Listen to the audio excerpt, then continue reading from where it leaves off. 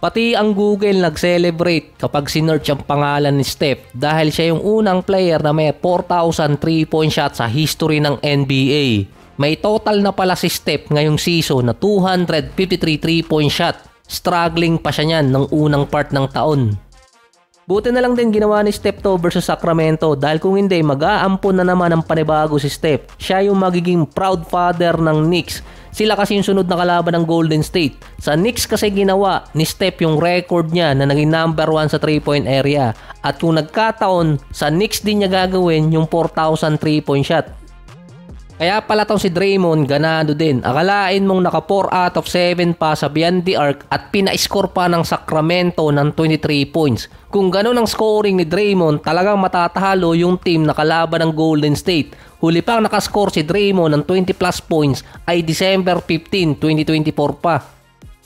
Parang biglang umayaw na rin yung Sacramento nung 5 minutes mark ng 4th quarter dahil sa 15-4 run ng Golden State. Nagbabalik na rin si Jonathan Kuminga sa team na meron siyang 18 points, 3 rebounds. Nagbago din yung forma ni Kuminga, nag-headband na. Baka daw kasi gumanda rin yung laro katulad ng ginawa ni Austin Reeves na nung nag-headband, gumanda ang laro niya, binigay pa yung position na gusto niya dati pa. Baka din mabigyan itong si Kuminga ng position gusto niya kaya nag-headband. For the record, 13-2 ang Golden State nang dumating si Butler. 13-1 naman kapag naglalaro siya. 6 straight na panalo na ngayon ng Golden State na nakikipag-agawan ng pwesto sa Minnesota. Kung sino ang unang bumigay ng losing streak, siya yung delikado. Actually, hindi lang naman si Butler yung may magandang record, pero talagang sa kanya kasi nagbago talaga yung Warriors. Bukod kay Butler, kapag nilagay sa starting unit si Moses Moody, merong 17-1 record doon ang Golden State.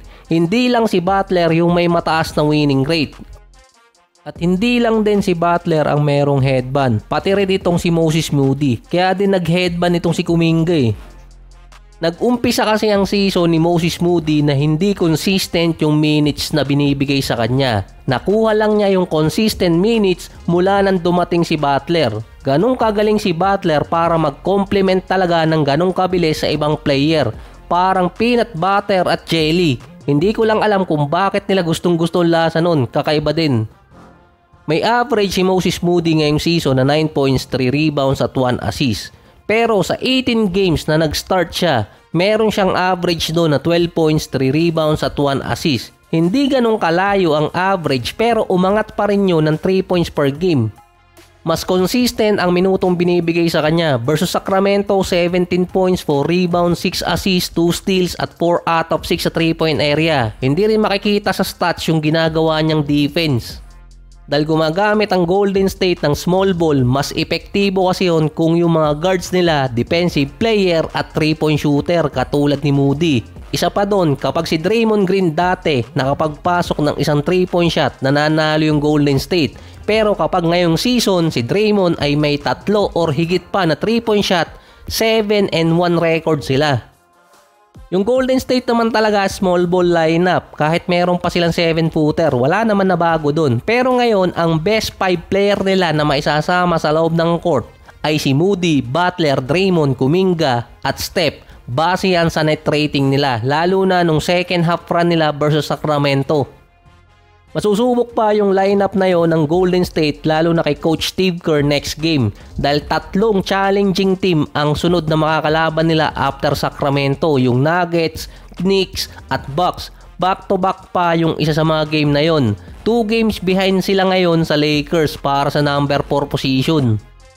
Mali pala number 5. Sa pagitan din ng Minnesota at Warriors, yung Minnesota ang virtually merong madaling schedule base sa ranking ng mga teams.